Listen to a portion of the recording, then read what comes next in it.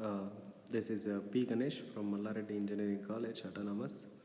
So, this is the fifth video. So, going to explaining shaded pole type of single phase induction motor. So, as we discussed in the earlier, single phase induction motors are classified into four types. One is called as a resistance split phase induction motor, and the second one is called as a capacitor start single phase induction motor, and third one is called as a capacitor start capacitor run induction motor, and the fourth one is called as a shaded pole single phase induction motor.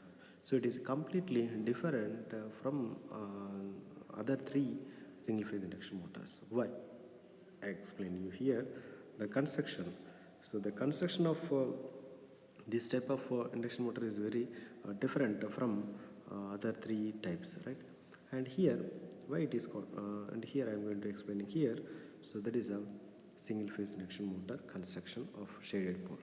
And here see, observing of this pole, the upper pole. So this is the upper pole here. See, this is called as the upper pole, and the upper pole which is splitting into two parts, and the right part it is very smaller, and left part is it is very bigger, and which does not having any shadings, right?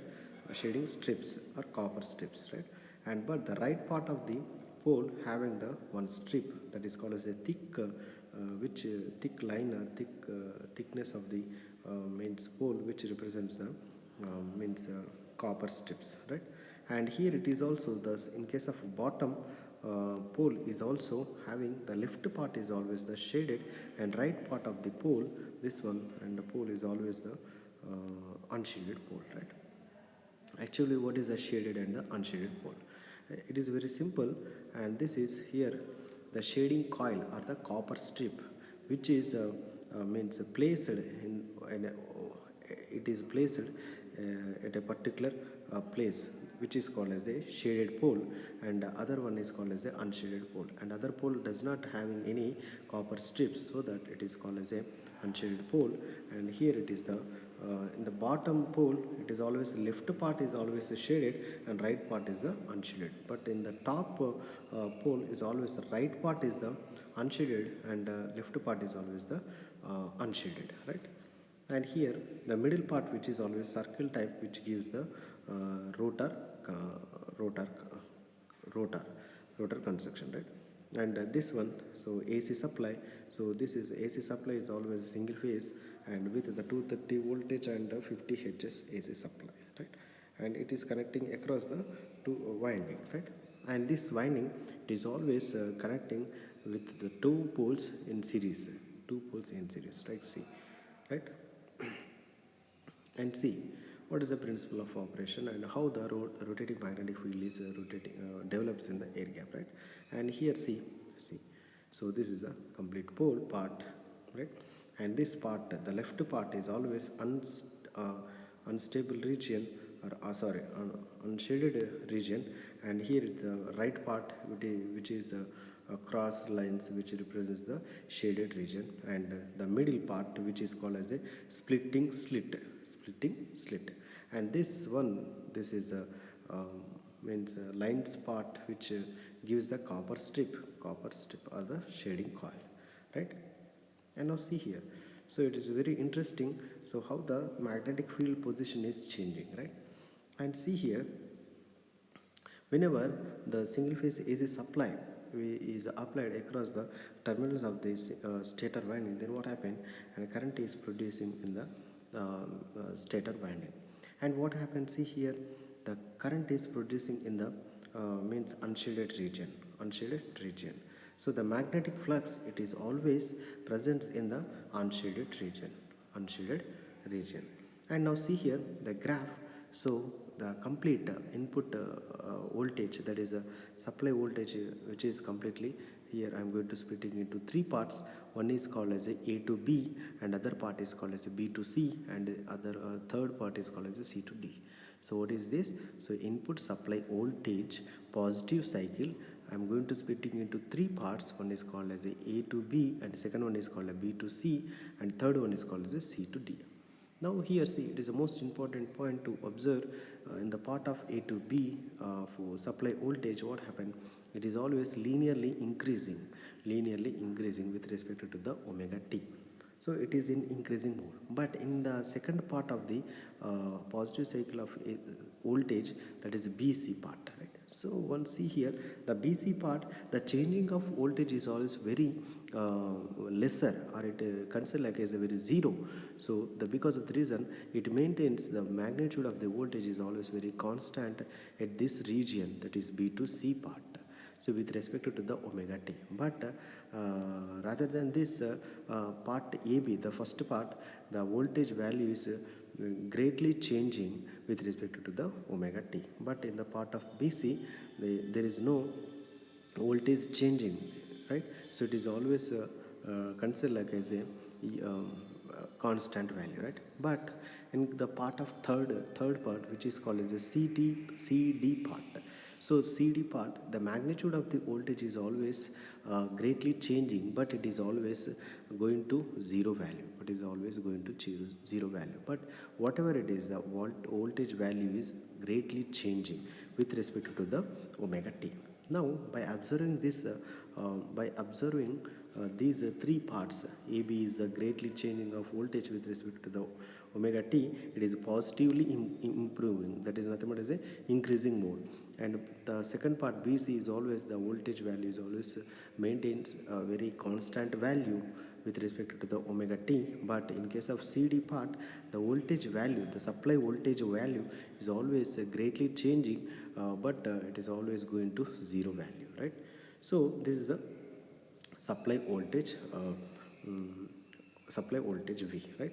Now see what happens. See, now in the first part of AB, then what happens? See, in the AB part, so in the copper unshaded region, the net flux is always obtained at the unshaded region. Why? Because of the reason. Now see, the changing of voltage is always very greater, right? So the changing of voltage is always very greater, and this greater voltage is obtained in the part of unshaded region and as well as the shaded region. Now here this shaded region, the shaded region, it is a copper strip, and this copper strip, what happened, it satisfies the Faraday's law. What happened immediately, and current is also producing in the copper strip, right? So due to this current producing in the copper strip, why the current is always producing in the copper strip? Because of the reason, the AB part of supply voltage which links with the copper strips, due to that reason, so the current is producing in the copper strip, and that current is always oppose the main flux. So that main flux is nothing but as a supply flux. So due to that reason, what happened, the flux is always opposing the main flux. It nothing but as the net flux obtaining at the shaded region is always very lesser, or it may be almost equal to the zero.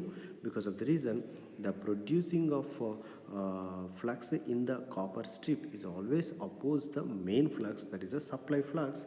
So the net flux obtaining across the shaded pole is always zero. So the net flux is always obtained in the unshaded region only, right? Now, by observing in a BC part, what is a BC part actually? The change of voltage value, the supply voltage value is always zero, consider like as a zero. So there is no changing of voltage in the part of BC. So that what happened, the which links with the copper strip. So there is no EMF inducing in the copper strip, and there is no current is developed in the copper strip. So due to that reason, there is no flux is also. So there is no opposing flux is developed. There is no opposing flux developed in the copper strip. Due to that reason, so freely the net flux is flowing through the entire shaded and the unshaded region. So the combined of this, which gives the net flux flowing through the center part of the complete pole, Now in the coming to the point of CD, then what happens? See, in the CD, the means changing of supply voltage is very greater, but it is always negative, right? So it is goes to the zero value, as we already seen, right? Now here also the copper strip which develops the EMF.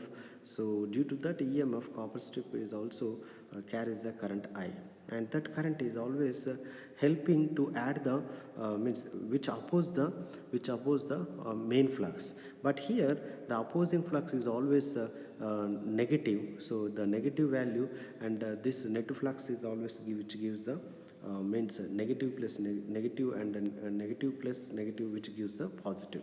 So due to that reason, the complete flux which helping to add the main flux, so that the total flux is which is flowing through the copper strip only. Total flux which is flowing through the copper strip only. Now see here, by observing these three conditions, the position of the net flux is always changing from unshaded pole to the shaded pole. So the flux is always changing from unshaded pole to the shaded pole. So due to this reason, what happened with respect to the omega t, the means the flux value, flux position is also changing. So that what happened immediately, an EMF is inducing in the rotating this changing of magnetic field is always rotating with the speed of synchronous, and which links with the rotor conductors.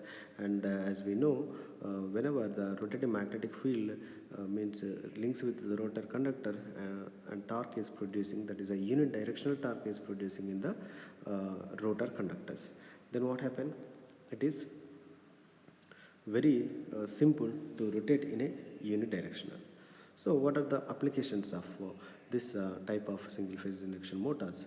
So it is very useful in case of toys and cooling, electronic applications such like as laptops and computers, Xerox machines, hair dryers, advertisement displays, and small fans also, right? Now see here, just go through the paragraph, that is the stator contain projected poles which have a slit and a shaded coil made up of copper is placed around one portion, which makes one part shading region and other unshaded region. So during a half cycle, the flux under the pole will move unshaded region to shaded region. Instead, AB rate of change of flux linkage is positive, and EMF induced in the copper split, right, transformer action produces its own flux due to its currents, so which oppose main flux of the pole, right? Already we discussed it, right? So the flux is crowded in the unshaded region only in the next instant BC rate of change of flux is negligible. Consequently, no opposition by the flux shading coil, and the all flux distribute under the pole at instant CD. So rate of change is negative, which produce voltage current flux, which add the main flux. Net flux is crowded in the shaded region, therefore the flux moves from unshaded to the shaded portion. So this happens under all poles and make the rotor to rotate in unidirectional. The magnetic field is not uniform, it produces a non-uniform speed and torque. Most popular motor is small applications below 50 watts only, below 50 watts only. The direction of rotation is not easy to reverse because the field always moves from unshaded to the shaded poles. So only to reverse the direction of rotation, two shading coils with an external switching option is required, right? So here it is, the if you want to change the direction of the rotor, just we are going to use the two copper strips, that is called as two shaded poles only, right? Direction of rotation in split phase. Now see here, so this means speed torque characteristic of the four types of single phase induction motors. So the bottom one, which represent the shaded pole type of single phase induction motor, and second graph which represent the resistant split phase induction motor. So why here it is when means when graph is gets downs, right, because of the reason switching operation. Though in case of resistant split phase induction motor, so there is a switching operation is there now. So whenever the rotor is gets to 70% of its rated speed, then what happens? It is immediately gets to disconnected from the main winding, so that here it is a switching operation is going on. So due to that reason, we are going to the graph is step down into a particular value, right? And the third one is called as the capacitor run, capacitor start induction motor. We already discussed it. So that is always very uniform, because of the reason there is no centrifugal switch here, so that it is a very uniform.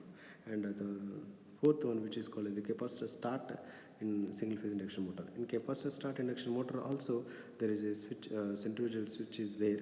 So due to this reason, the characteristics is stepped down into a particular value, right? So this is the speed torque characteristics of single phase induction motors, different types of single phase induction motors, right? Right, once you see the points of direction of rotation and split phase, or it is another shaded pole type of single phase induction motor. So by reversing main winding terminals, direction of rotation is reversed. By reversing, once again I am going to repeating, that is by reversing main winding terminals, direction of rotation is reversed. Second point, by reversing starting winding terminals, direction is also reversed.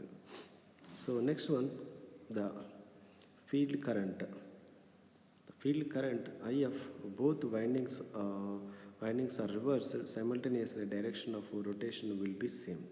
Reversing supply terminals also does not change the direction of rotation by interchanging the capacitor from main winding to starting winding, vice versa. Direction of rotation is reversed, right? So thank you. So this is a complete module that is a single phase induction motor in AC machines, right? Thank you.